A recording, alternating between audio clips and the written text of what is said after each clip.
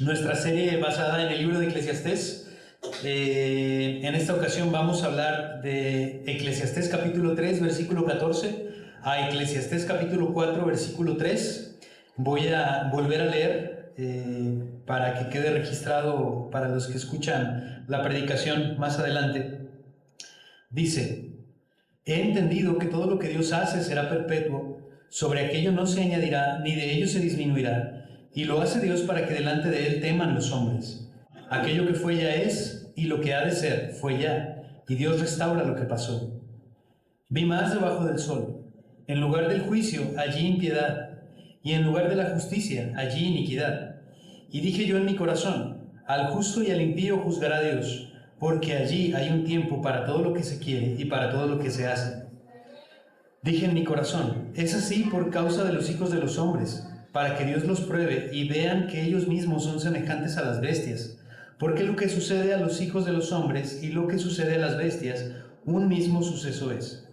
Como mueren los unos, así mueren los otros, y una misma respiración tienen todos, ni tiene más el hombre que la bestia, porque todo es vanidad.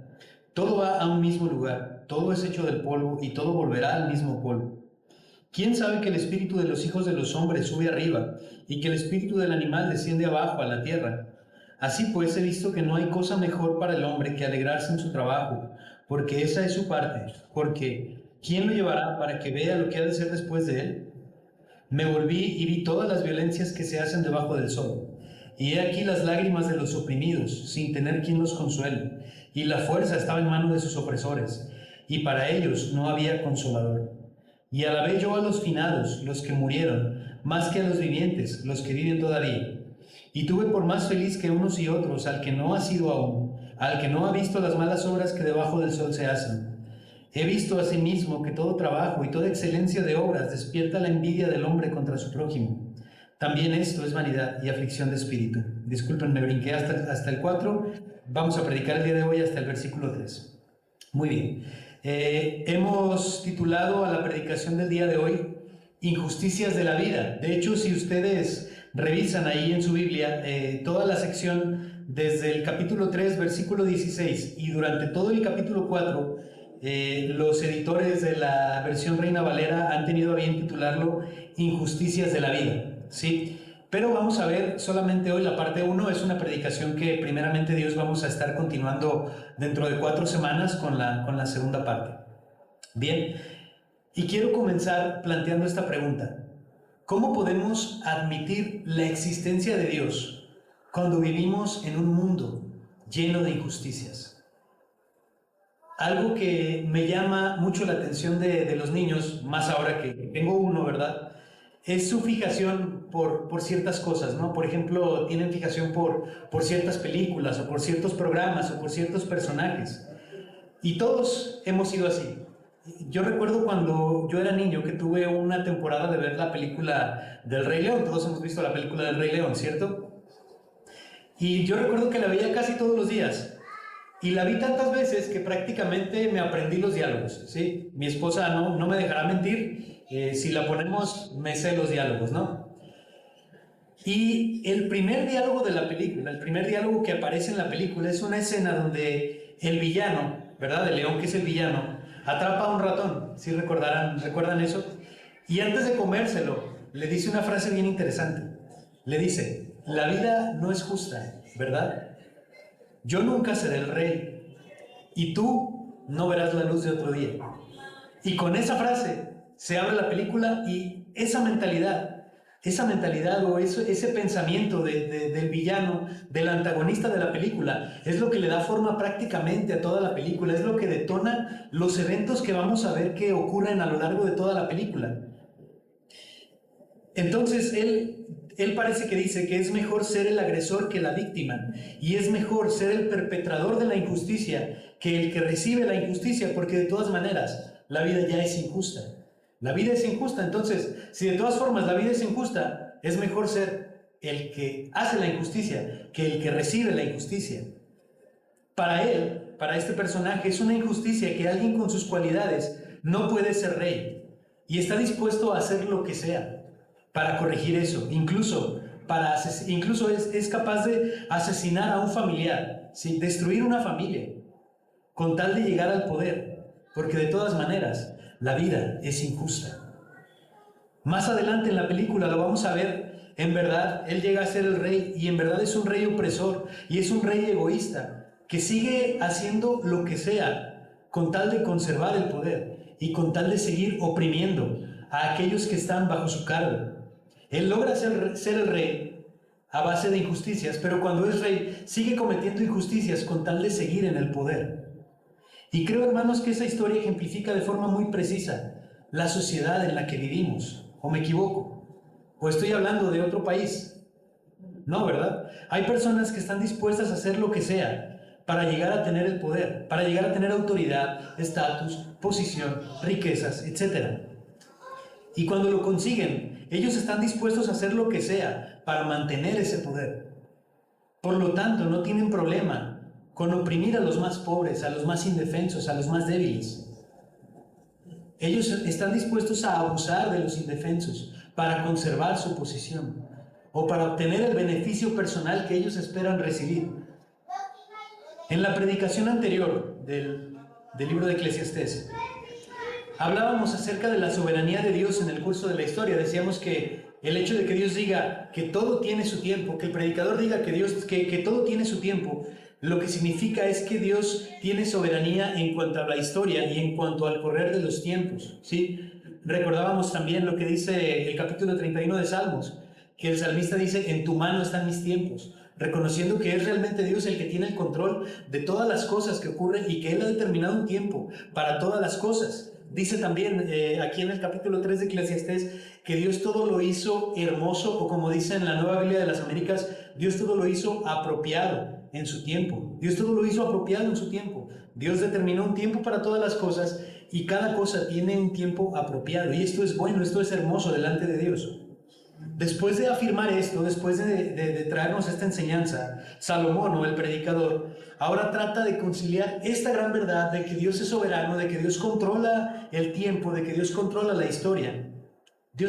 Salomón trata de conciliar esta verdad con la realidad de que en el mundo se cometen muchas injusticias, de que vivimos en un mundo lleno de problemas y lleno de injusticias, en donde todo el tiempo se está oprimiendo al pobre y donde todo el tiempo los que están en autoridad están abusando de esa autoridad.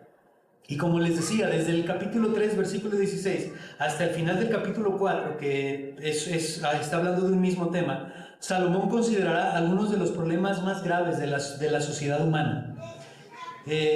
Va a tratar el problema de la injusticia de las autoridades, de la vanidad en cuanto a los logros, en cuanto al trabajo, en cuanto al éxito, y también de la siempre satisfecha sociedad, de que la sociedad, de que el pueblo siempre va a estar insatisfecho. Lo vamos a ver más adelante, espero primeramente Dios en la próxima predicación. Y como ya les adelantaba, Salomón va a tratar de conciliar estos problemas sociales con la gran verdad de que Dios es soberano y que Dios ha hecho todo apropiado en su tiempo. Entonces vuelvo a plantear la pregunta con la que iniciamos: ¿cómo podemos admitir la existencia de Dios, de un Dios santo, de un Dios bueno, de un Dios verdadero, cuando vivimos en un mundo lleno de injusticias? Quiero leer Eclesiastés 3:16. Dice: vi más allá, vi más debajo del sol. En lugar del juicio, allí la impiedad, y en lugar de la justicia, allí iniquidad. Dice que en donde debería estar el juicio, allí hay iniquidad. Donde debería estar la justicia, allí está la impiedad. ¿Cuál es el lugar del juicio, hermanos? ¿Cuál es el lugar de la justicia? ¿No son acaso los tribunales humanos? ¿No es el Estado, no es el gobierno el encargado de impartir justicia? ¿No Dios puso el Estado, la espada? ¿No le dio Dios la espada al Estado para que castigue al malhechor? Sin embargo, para Salomón es bastante evidente que el Estado está corrompido y que las entidades que deberían encargarse de aplicar la justicia en realidad son las que llevan a cabo las diferentes injusticias. Por eso él dice: en el lugar del juicio, allí la iniquidad. Ni siquiera él, siendo rey, podía hacer mucho para evitar que hubiera corrupción en los diferentes niveles de autoridad. Ni siquiera él como rey. Para él como rey era bastante evidente que en todos los niveles de autoridad había también corrupción, había también injusticia. Y esto, hermanos, no dista mucho de la realidad en la que vivimos hoy en día. Y consideren, por favor, que estamos a más de 2500 años de distancia de que fue escrito este libro. Los lugares donde debería aplicarse la justicia siguen siendo los lugares donde frecuentemente se cometen injusticias. O estoy hablando de otro país, o estoy hablando de otro lado, de otro continente. Parece que los injustos siempre tienen la forma de salirse con la suya. Parece que siempre les va bien. Parece que ese estilo de vida, de hecho, funciona. Parece que ser injusto funciona, hermanos. Parece que cometer iniquidad con tal de obtener un beneficio propio siempre redunda en que los malvados, de hecho, obtengan ese beneficio propio a costa de otros, a costa de los débiles, a costa de los indefensos. Y Salomón considera esto, y él se siente profundamente deprimido. Su corazón es oprimido por esa realidad de que el lugar en donde debería haber justicia, en realidad más bien es donde se están cometiendo, donde se están llevando a cabo las injusticias. Pero Salomón va más allá. Capítulo 4, versículo 1. Me volví y vi todas las violencias que se hacen debajo del sol. Y he aquí las lágrimas de los oprimidos sin tener quien los consuele. Y la fuerza estaba en mano de sus opresores, y para ellos no había consolador. Estaba pensando si pudiéramos ponerle un título a esta serie de predicaciones. Pienso que sería cómo leer Eclesiastés y no deprimirse en el intento. ¿Sí? Porque el predicador nos muestra nos muestra un panorama terrible de la sociedad. Y creo que este es uno de los versículos más terribles, más tristes, más deprimentes del libro de Eclesiastés. Dice que él consideró las lágrimas de los oprimidos y se dio cuenta que no hay quien los consuele. No hay justicia para los oprimidos, mucho menos quien los libere. No hay ni siquiera quien los consuele. Y aquí yo pregunto, ¿quiénes son los oprimidos y quiénes son los opresores? Por el rumbo que ha tomado la predicación hasta ahora, parece muy evidente, ¿no? Los opresores pues son la gente en opulencia, la gente que tiene autoridad y que se enriquece a costa de los pobres y oprime a los indefensos. Entonces los indefensos, los pobres, serían los oprimidos, ¿verdad? Pero ahora yo quiero cambiar el panorama un poquito. ¿No dice un dicho popular mexicano: el que no es tranza, no avanza? Esa es nuestra cultura, tristemente. ¿Y esto qué quiere decir? Sí, es un hecho que los poderosos oprimen a aquellos que están en su poder, a aquellos que tienen en su mano. Pero la realidad es que el ciudadano común también busca cómo oprimir a su prójimo todo el tiempo. Busca estafar a su prójimo, busca robar a su prójimo, busca sacar provecho a costa de su prójimo. Hermanos, no solamente son los que están en opulencia. No tenemos ningún problema con pisotear a otros con tal de avanzar, con tal de obtener aquello que deseamos, con tal de alcanzar nuestros objetivos. Esa es la sociedad en la que vivimos. ¿Quién es el oprimido realmente? ¿Quién es el injusto? No podemos señalar solamente a las autoridades, no podemos señalar solamente a los que están arriba. Nosotros también somos injustos. Y espero poder demostrarlo en lo que resta de la predicación.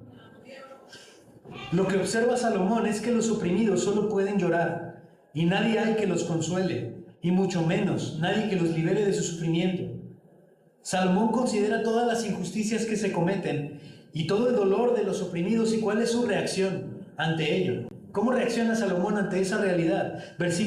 Capítulo 4, versículo 2. Y alabé yo a los finados, los que ya murieron, más que a los vivientes, los que viven todavía. Salomón dice, ¿saben qué? Es mejor estar muerto. Es mejor, y yo voy a felicitar, eso es lo que dice aquí, alabé o felicité a los muertos, los que ya no están viviendo en esta vida y soportando esas injusticias. Pero aún dice más, versículo 3, y tuve por más feliz que unos y otros, al que no ha sido aún, al que no ha visto las malas obras que debajo del sol se hacen. Él dice, es mejor que estar vivo y ser oprimido, es haber ya muerto y ya no estar en opresión. Pero ¿saben qué? Hay una cosa todavía mejor, es mejor no haber nacido. Qué fuerte, pero no culpo a Salomón porque él considera todas estas cosas, él ve la cantidad de injusticias, él ve las lágrimas de los oprimidos, él se da cuenta que los opresores siguen teniendo el poder en su mano y siguen oprimiendo y no tienen ningún problema con hacerlo.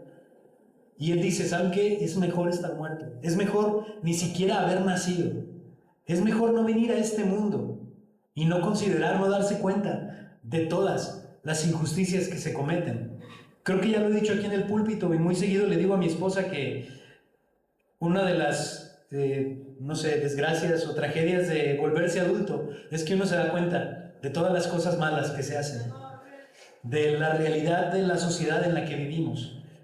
Por eso a veces como adultos envidiamos a los niños, ¿verdad? Que son inocentes y no se dan cuenta de la realidad en la que vivimos. Hay injusticias y malas obras a donde quiera que miramos. Y hay muchas injusticias de las que hemos escuchado toda la vida y hasta cierto punto, malamente, ya no nos escandalizan, ¿verdad? Escuchamos las malas noticias y ya no nos escandalizan porque decimos, bueno, es la realidad en la que vivimos. Pero aún hay algunas cosas que recientemente me han consternado.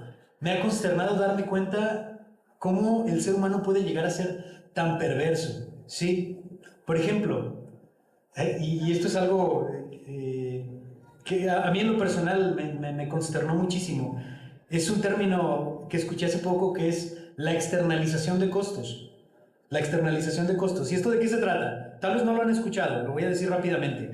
Básicamente consiste en que hay empresas que se dedican a explotar ilícitamente personas y se dedican a explotar ilícitamente los recursos naturales, es decir, no pagan realmente el valor que tiene el recurso humano ni los recursos naturales, a fin de que nosotros, y fíjense cómo nosotros participamos de eso, podamos tener productos a precios ridículamente pequeños. ¿Sí les ha pasado que dicen, ay, me compré este artículo en 10 pesos? O, ay, esto que normalmente me cuesta, no sé, 500 pesos, me lo encontré en 100 pesos. ¿No? Normalmente son productos extranjeros, ¿sí? ¿Por qué? Porque no hay mucho control acerca del proceso de producción de esos artículos. Entonces estas empresas que están en otro lado, que nosotros ni siquiera nos damos cuenta, están explotando personas, muchas veces niños, están extrayendo recursos naturales sin tener en cuenta el impacto. ¿Y eso para qué? Para que nosotros podamos tener artículos a precios muy bajos y para que los dueños de estas empresas sigan enriqueciéndose a costa de los pobres. Por eso dice Salomón, el poder de los opresores está en su mano y no hay quien seque las lágrimas de los oprimidos. Y es triste darse cuenta que uno mismo está participando de esa injusticia. Por eso les digo, no podemos simplemente señalar hacia arriba. La explotación, el abuso infantil, el tráfico sexual, la extorsión, el secuestro, la tortura y una infinidad de actos terribles que el ser humano comete en contra del mismo ser humano. Si consideramos todas estas cosas, si se amontonan todas estas cosas en nuestra mente, quizá diríamos, como dice el propio Salomón, que lo mejor sería no haber nacido, para no ver tanta maldad, para no ver tantas injusticias en esta vida. Por eso preguntaba al principio, ¿cómo podemos enfrentar esta realidad y al mismo tiempo considerar que tenemos un Dios que es infinitamente justo, que es infinitamente santo? Y esto es lo que se preguntan muchas personas, y esta es la forma en la que se justifican los ateos. Pero en realidad es muy sencillo. En realidad es muy sencillo y vamos a continuar. Voy a seguir explicando el punto. Y quiero preguntar también, ¿será que realmente funciona vivir injustamente? ¿Acaso Dios es indiferente a tantas injusticias? ¿Será que Dios realmente es indiferente a todas las injusticias que se cometen en esta vida? Nuestra respuesta inmediata es no, pero quisiera demostrarlo bíblicamente. Vamos a ir a Romanos, capítulo 13.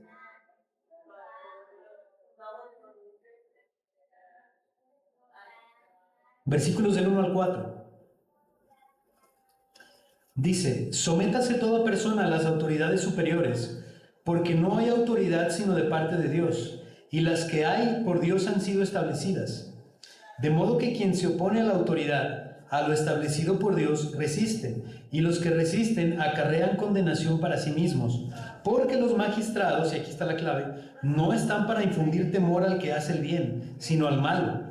¿Quieres pues no temer a la autoridad? Haz lo bueno y tendrás alabanza de ella, porque es servidor de Dios para tu bien. Pero si haces lo malo, teme, porque no en vano lleva la espada, pues es servidor de Dios, vengador para castigar al que hace lo malo.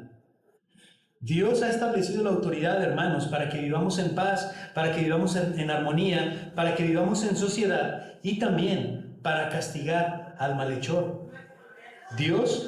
La Biblia afirma que no hay autoridad dada sino por Dios, pero la autoridad tiene una responsabilidad delante de Dios. Si en el lugar de la justicia hay injusticia, esto no es por culpa de Dios, sino por culpa del hombre. Es culpa del hombre que se encuentra en un estado de pecado y busca siempre obedecer a sus instintos más bajos. Y ojo con la palabra que estoy usando, instintos. No es culpa de Dios, sino es culpa del hombre que siempre va a obedecer a sus instintos más bajos, tal como lo hacen las bestias. Porque el ser humano obedece a sus instintos más bajos, tal como lo hacen las bestias. De esto vamos a hablar también un poco más adelante. Pero tenemos que tener bien claro que Dios no instituyó la autoridad para oprimir, sino para proteger los derechos de los pobres, para proteger a los indefensos, para que podamos vivir en paz, para castigar al malhechor. Aquí está diciendo que Dios le ha dado el poder de la espada al Estado. Y dice que si eres un malhechor, que temas, porque Dios le ha dado la espada no en vano, sino para castigar a aquellos que hacen mal. Quiero ir también a Isaías capítulo 10, si me acompañan. Isaías capítulo 10.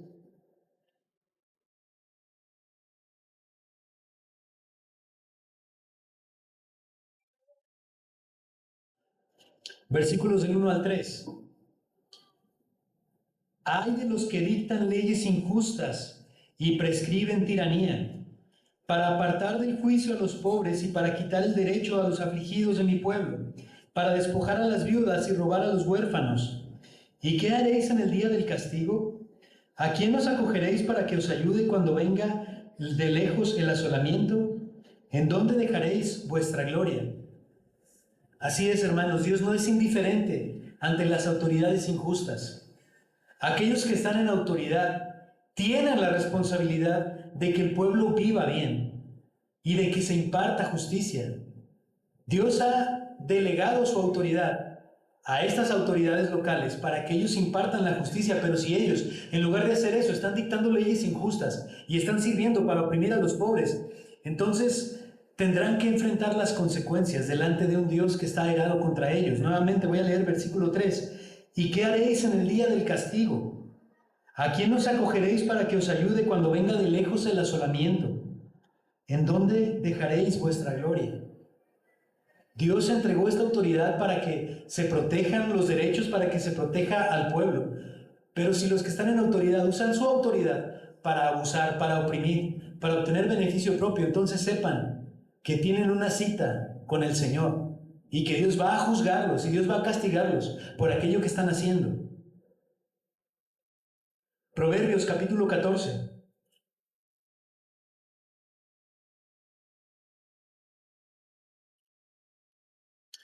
Versículo 31, solo la primera parte. El que oprime al pobre afrenta a su hacedor. El que oprime al pobre afrenta a su hacedor. ¡Qué terrible! ¡Qué terrible! Porque quiere decir que Dios toma la opresión al pobre como una afrenta personal. Me estaba acordando del Señor Jesús, que dice, por cuanto lo hiciste a estos más pequeños, lo hiciste a mí. Dice, si no me visitaste, cuando era pobre no me buscaste, cuando estuve preso no fuiste a visitarme. Y dice, por cuanto no lo hiciste a estos, los más pequeños, no lo hiciste a mí. Y resuena con este versículo, el que oprime al pobre afrenta a su hacedor. Cuando tomamos a los más débiles, a los indefensos, y los oprimimos para poder sacar provecho de ellos, entonces a quien se lo estamos haciendo es a Dios mismo. Y creo que podría cerrar la predicación aquí. Y ya dije lo que tenía que decir. El que oprime al pobre afrenta a su hacedor. Dios toma la opresión al pobre como una ofensa personal. Es una ofensa contra su propia santidad. Los que pagan malos salarios, los que exigen cuotas, ya sabe, exigen cuotas para dejarte trabajar en la colonia, los que extorsionan, los que explotan, los que esclavizan a otros, sepan esto, que están ofendiendo a Dios mismo, que se lo están haciendo a Dios mismo. Y una cosa terrible es caer en manos de un Dios vivo. Regresamos a Eclesiastés capítulo 3.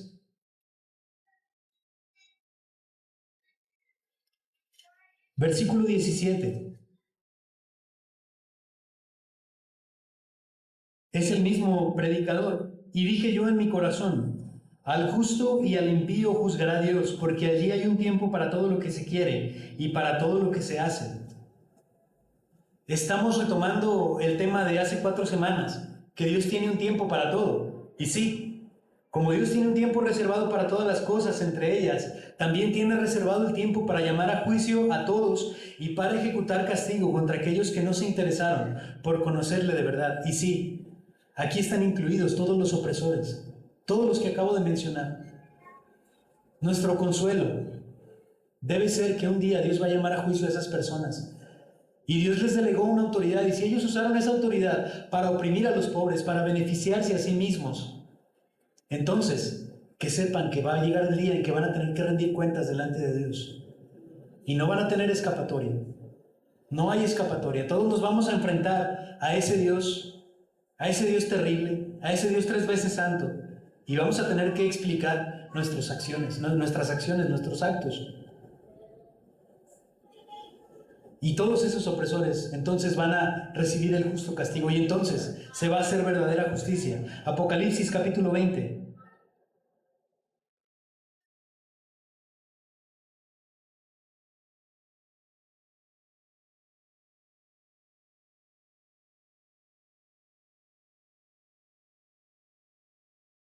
Versículos 11 y 12.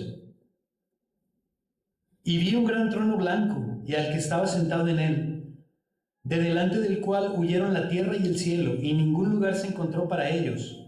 Y ojo con esto, y vi a los muertos, grandes y pequeños, de pie ante Dios, y los libros fueron abiertos, y otro libro fue abierto, el cual es el libro de la vida. Y fueron juzgados los muertos por las cosas que estaban escritas en los libros, según sus obras. Dice, vi a los muertos grandes y pequeños. ¿Qué quiere decir? No se refiere a los muertos altos y chaparritos. Los muertos grandes y pequeños quiere decir que en aquel día Dios juzgará al hombre común, al ciudadano común, del mismo modo que juzgará a los grandes, a aquellos que estuvieron en autoridad, a aquellos que vivieron en opulencia, a aquellos que se destacaron de entre los demás y tuvieron una posición de influencia o de autoridad.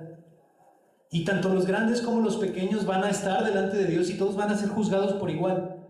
Tal como decía Salomón en el capítulo 3, versículo 17, que tanto al justo como al impío juzgará Dios. A los justos Dios los va a juzgar y a los impíos también los va a juzgar. Y a los justos, que nosotros sabemos que son aquellos que tienen a Cristo, Él les va a decir, entra en el gozo de tu Señor, porque en lo poco fuiste fiel y sobre mucho te pondré. Amén. Esa es nuestra esperanza, hermanos, ese es nuestro gozo. Aún en medio de las injusticias de la vida, nosotros tenemos que entender que va a llegar un día en que Dios va a aplicar justicia. Nuestra labor en este mundo es sí predicar el Evangelio y tratar de ser instrumentos de Dios para que Dios alcance a cuanto sea posible, ¿verdad? O a cuantos Él ya tenga destinados. Pero aún aquellos que no han sido destinados, Dios los va a castigar, Dios los va a mandar al infierno, al lago de fuego. Y entonces su justicia va a ser completa. No, hermanos, Dios no es indiferente a la injusticia, pero Dios tiene un momento reservado para aplicar la justicia perfecta, el castigo eterno, a aquellos que usaron la autoridad que Dios mismo les dio, porque nadie se los dio, nadie más se los dio, sino solamente Dios, para defender a los pobres. Y que usaron esa autoridad para beneficiarse a sí mismos. En lugar de usar la autoridad para beneficiar al pueblo, se beneficiaron a sí mismos. Todos serán juzgados según sus obras y nadie va a escapar de aquel día. Es una cita, como alguien dijo una vez, a la que nadie va a llegar tarde. Nadie va a llegar tarde a esa cita. Todos vamos a estar ahí puntuales, vamos a pasar delante de Dios y vamos a rendir cuentas de lo que hicimos en esta vida. Regresemos a Eclesiastés, capítulo 3. Voy a leer del 18 al 20. Dije en mi corazón, es así por causa de los hijos de los hombres, para que Dios los pruebe y vean que ellos mismos son semejantes a las bestias. Cuando dice es así, se refiere a las injusticias de la vida. Salomón se está preguntando, ¿cuál es la razón por la que hay tantas injusticias? Y entonces Salomón dice, es así por causa de los hijos de los hombres, para que Dios los pruebe y para que vean que ellos mismos son semejantes a las bestias, versículo 19. Porque lo que sucede a los hijos de los hombres y lo que sucede a las bestias, un mismo suceso es. Como mueren los unos, así mueren los otros, y una misma respiración tienen todos, ni tiene más el hombre que la bestia, porque todo es vanidad. Todo va a un mismo lugar, todo es hecho del polvo, y todo volverá al mismo polvo. Hermanos, si Dios interviniera para detener las injusticias de los hombres, como algunos quieren pensar, ¿verdad? Que algunos quisieran que, si Dios es bueno, ¿por qué permite la injusticia? Bueno, ¿qué pasaría si Dios interviniera para detener las injusticias de los hombres? Bueno, no solo detendría las injusticias de la autoridad y de los opresores, Él detendría todas las injusticias, incluidas las que tú y yo cometemos diariamente, porque no hay un justo, no hay ni un solo justo, todos cometemos injusticias. De nuevo, por eso no podemos simplemente apuntar hacia arriba, no podemos simplemente señalar a los que están en autoridad, todos practicamos la injusticia. Cuando Salomón habla de las injusticias que se cometen, también estamos incluidos nosotros allí. Así que Él detendría todas las injusticias. Y entonces es curioso, hermanos, que todos queremos vivir en un mundo más justo, pero casi nadie quiere ser más justo él mismo. Queremos vivir en un mundo más justo, pero casi nadie está dispuesto a ser justo, a ser más justo por sí mismo. Si Dios interviene para impedir cada injusticia, entonces no hay libertad. Y si no hay libertad, nadie puede elegir el bien o el mal. Y si no hay mal, entonces no hay injusticia. Y nadie necesitaría un Salvador. Pero el plan de Dios no es así. Dios ha determinado que nosotros nos salvamos de nuestras propias injusticias a través del Salvador. Por eso Dios nos da libertad. Dios deja que el ser humano actúe siguiendo sus propios instintos para hacer más que evidente que Él mismo es semejante a las bestias y que su fin, así como el de las bestias, es la muerte. Las bestias actúan por instinto y la realidad es que el ser humano también actúa siguiendo sus propios instintos. No decimos que el libre albedrío es que el ser humano puede hacer lo que quiere. ¿Y saben qué? La cuestión es que lo que quiere hacer el ser humano siempre está orientado hacia el mal. Finalmente somos como las bestias, no hay ninguna diferencia, es lo que está diciendo Salomón aquí. Las bestias hacen o actúan de acuerdo a su instinto y el ser humano también actúa de acuerdo a su instinto. A veces de acuerdo a sus instintos más bajos. El final de las bestias es la muerte y el final de las obras del impío también es la muerte. Y no quiero decir que el impío no tiene eternidad y que no va a tener que pagar por sus obras en la eternidad, sino se refiere a que a lo más que puede aspirar el impío es a lo que haga aquí en esta tierra. Pero nosotros, hermanos, si somos hijos de Dios, aspiramos a la eternidad porque sabemos que hay mejores obras en la eternidad. Pero el impío, las únicas obras que va a tener son las que hace en esta vida. Así que sí, el impío es como las bestias y el impío va a terminar en el polvo y ese es el fin de sus obras. Por eso cuando alguien está en autoridad y tiene facilidad de abusar de esa autoridad para obtener algún beneficio personal, su instinto lo lleva a hacerlo y no puede ir en contra de su propio instinto. Sus deseos más profundos son abusar de esa autoridad, oprimir al pobre y de hecho lo hace. Ven, el ser humano es como las bestias. Su instinto lo lleva a cometer todos esos delitos. Matthew Henry, comentando sobre este pasaje, dice lo siguiente: los que viven como bestias no pueden esperar otra cosa que morir como bestias. Los que se dejan llevar por sus instintos, hacen lo que les dicta su propio corazón, son como bestias y ¿saben qué? Van a terminar como bestias. Porque a lo más que pueden aspirar es a lo que hacen en esta vida. Pero a los que tenemos al Hijo de Dios y hemos sido conocidos por Él, se nos ha prometido la vida eterna. Entonces no somos como bestias. La vida eterna en un mundo perfecto donde no habrá más opresión, ni más injusticia, ni más dolor. Quiero invitarlos ahora al Salmo 49.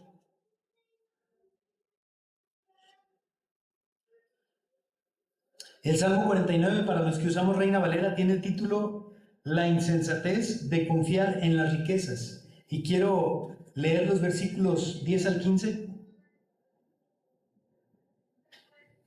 Pues verá que aún los sabios mueren, que perecen del mismo modo el insensato y el necio, y dejan a otros sus riquezas.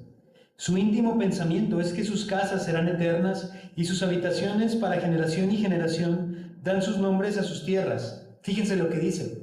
El impío piensa que sus iniquidades y lo que está amontonando y lo que está haciendo le va a durar para siempre. De alguna extraña manera piensa eso. Continúo leyendo. Mas el hombre no permanecerá en honra. Es semejante a las bestias que perecen. Todo lo que hacen aquí, aquí se va a quedar. Y su fin va a ser como el de las bestias en esta tierra. Versículo 13. Este su camino es locura. Con todos sus descendientes se complacen en el dicho de ellos. Como a rebaños que son conducidos al Seol, la muerte los pastoreará, y los rectos se enseñorearán de ellos por la mañana. Se consumirá su buen parecer, y el Seol será su morada. Pero Dios redimirá mi vida del poder del Seol, porque Él me tomará consigo. Vemos este mismo paralelismo que hace el salmista entre la vida de las bestias y la vida de los impíos. Y dice que los rectos al final se van a enseñorear de ellos. Versículo 20. El hombre que está en honra y no entiende, semejante es a las bestias que perecen. Están confiados en sus riquezas, están confiados en su opulencia, en su estatus, en su poder, en su autoridad. Pero ¿qué dice este salmo? Perecen como bestias. Y su fin es como las bestias. En esta tierra, ahí se termina su influencia, ahí se termina lo que hicieron y no hay nada más para allá, para ellos. Por eso les digo, ¿cómo leer Eclesiastés y no deprimirse en el intento? Para mí es de mucho gozo darme cuenta que aunque hay muchas injusticias en esta vida, Dios no es indiferente y va a haber un momento en que ellos van a recibir su justo castigo si no se arrepienten. Si no se arrepienten. Los malhechores, los opresores, los injustos piensan que les funciona su estilo de vida, piensan que se están saliendo con la suya, piensan que no hay Dios, como dice el Salmo 14, pero los muy necios no se detienen a considerar que el fin de sus obras, de su riqueza, de su poder, es la muerte, y después de la muerte tendrán que enfrentar el juicio divino y el castigo eterno. Voy a regresar a Eclesiastés capítulo 3, versículo 21. Y mucha atención aquí porque es un pasaje complicado. ¿Quién sabe que el espíritu de los hijos de los hombres sube arriba y que el espíritu del animal desciende abajo a la tierra? Este es un pasaje muy enigmático. Lo que parece estar diciendo es una declaración casi agnóstica, ¿no? Como si dijera, ¿quién nos puede garantizar o quién nos puede asegurar? ¿Quién puede decir con certeza que el espíritu del hombre sube a la eternidad y que el de los hombres desciende a la tierra? Es como si él se estuviera cuestionándose, ¿realmente habrá una eternidad para nosotros? O sea, ¿realmente tendremos? O sea, ¿quién ha regresado para decirnos lo que hay más allá? Eso es lo que parece estar diciendo. Es lo que parece estar diciendo. Sin embargo, si analizamos bien y si leemos este texto en su contexto, podremos ver que una declaración así de parte de Salomón sería una contradicción. ¿Por qué? Porque él mismo ha dicho versículos antes que Dios ha puesto eternidad en el corazón de los hombres. Y esto lo dice en los versículos atrás, versículo 11 del capítulo 3. Todo lo hizo hermoso en su tiempo y ha puesto eternidad en el corazón de ellos, es decir, de los hombres. ¿Cómo puede estar diciendo en el 11 que Dios ha puesto eternidad en el corazón de los hombres y unos versículos más adelante preguntarse, ¿realmente habrá una eternidad? Por lo tanto, no es que Salomón esté poniendo en duda la trascendencia del espíritu humano. Más bien, él se pregunta, ¿quién toma esto en cuenta realmente? ¿Quién lo sabe? ¿Quién es consciente de ello? ¿Quién es consciente de que al terminar su vida va a tener que ascender, va a tener que ir con el Señor y va a tener que rendir cuentas de sus actos? ¿Quién lo toma en cuenta? Nadie lo toma en cuenta. ¿Quién lo sabe? Parece que la gente actúa como si no lo supiera. Esta pregunta hace referencia precisamente a que los opresores y los malhechores o no creen, o no saben, o no les importa si al terminar esta vida tienen que rendir cuentas de sus actos. Ellos prefieren creer, como leíamos en el Salmo 49, que no hay nada más allá y que por lo tanto harán lo posible por tener ventaja en esta tierra, como si sus riquezas o como si su influencia fuera a durarles eternamente. Ellos no se preocupan por lo que ha de venir el día de mañana o porque algún día hayan de tener que rendir cuentas de ello. Piensan que les va a durar para siempre. A eso se refiere. precisamente aquellos no consideran que un día van a tener que estar delante de Dios. Y ya para terminar, quiero mostrar un par de enseñanzas más que se nos han planteado, ya se nos han planteado anteriormente en el estudio de Eclesiastés, pero que nos pueden brindar consuelo ante la cruel realidad de las injusticias de este mundo. Eclesiastés 3, 14 y 15. He entendido que todo lo que Dios hace será perpetuo, sobre aquello no se añadirá, ni de ello se disminuirá, y lo hace Dios para que delante de él teman los hombres. Aquello que fue ya es, y lo que ha de ser fue ya, y Dios restaura lo que pasó. Permítanme.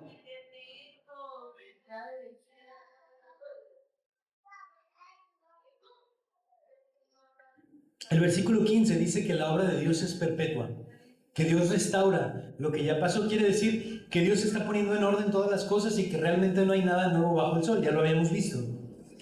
Todo ya ha sido predestinado y todo sigue el curso que Dios le ha dado desde la eternidad. Y hermanos, déjenme decirles que aún las injusticias, Dios las permite, no porque se deleite en ellas, no porque Él quiera o disfrute o encuentre alguna plenitud o alguna felicidad en las injusticias, sino porque aún las injusticias que Dios permite cumplen un propósito en su plan perfecto. Por lo tanto, si somos víctimas de alguna injusticia, como alguien dijo, aún de entre las llamas podemos seguir dando gloria a nuestro Dios. Dios restaura todas las cosas y no hay nada nuevo bajo el sol. Dios ha determinado todas las cosas, por lo tanto nosotros no tenemos que angustiarnos ni afanarnos por el hecho de que haya muchas injusticias. Es una realidad y nos tiene que oprimir el corazón que haya injusticias, pero tenemos que entender que Dios las está permitiendo por un propósito, por su buena voluntad que es agradable y perfecta. Y también quiero leer el versículo 22. Así pues, he visto que no hay cosa mejor para el hombre que alegrarse en su trabajo, porque esta es su parte, porque ¿quién lo llevará para que vea lo que ha de ser después de él? Ante la realidad de que Dios tiene un plan y un tiempo para todo, lo mejor que podemos hacer es encontrar deleite en las cosas que hacemos y en las cosas que Dios nos permite experimentar. Encontrar deleite en las cosas que Dios nos ha dado para hacer. Como ya mencionábamos en la predicación anterior, encontrar plenitud y propósito en nuestra ocupación, en lo que hacemos, en aquello a lo que nos dedicamos, es un don de Dios. Solamente Dios puede darnos el encontrar felicidad y plenitud en lo que hacemos. Veíamos en el estudio de la ética que nos está impartiendo nuestro hermano Servando, que aún el trabajo es un fin en sí mismo. Y nosotros podemos encontrar tranquilidad, podemos encontrar paz, podemos encontrar felicidad aún en nuestro trabajo. Y en lugar de verlo como una maldición o en lugar de verlo como una carga, podemos realmente llegar a verlo como una bendición de Dios, como una fuente a través de la cual Dios nos está dando los recursos que necesitamos. Y podemos encontrar felicidad en el hecho de que podemos dar gloria a Dios a través de lo que hacemos. Y es lo que dice este versículo. No hay mejor cosa para el hombre que alegrarse en su trabajo, que encontrar felicidad en lo que Dios te ha dado para hacer. Dios te ha dado hijos, encuentra deleite y placer en criar a tus hijos. Dios no te ha dado hijos, bueno, encuentra deleite y placer en dedicarte a tus cosas o en dedicarte a tu matrimonio. ¿Eres ama de casa? Bueno, encuentra deleite y placer en que Dios te ha permitido ser ama de casa. ¿Eres un trabajador asalariado? Bueno, encuentra deleite y placer en eso. Lo que Dios te haya dado, como dice también aquí en Eclesiastés más adelante, todo lo que tengas a la mano para hacer, hazlo según tus fuerzas. Dedícate a ello, encuentra deleite, encuentra placer en ello. Sí, es una realidad que vivimos en un mundo injusto, que hay muchas injusticias que se cometen en todo momento y lo mejor que podemos hacer es que lo que Dios nos ha dado para hacer lo hagamos y encontremos deleite en ello y confiemos en que Dios tiene un tiempo reservado para todo. Dios quiere que disfrutemos de la vida, aún en medio de las injusticias que se cometen en todo el mundo, en todo momento. Dios ha determinado un tiempo para todo y aún ha determinado el tiempo en que su justicia se ha de aplicar de manera perfecta. Vamos a terminar con una oración.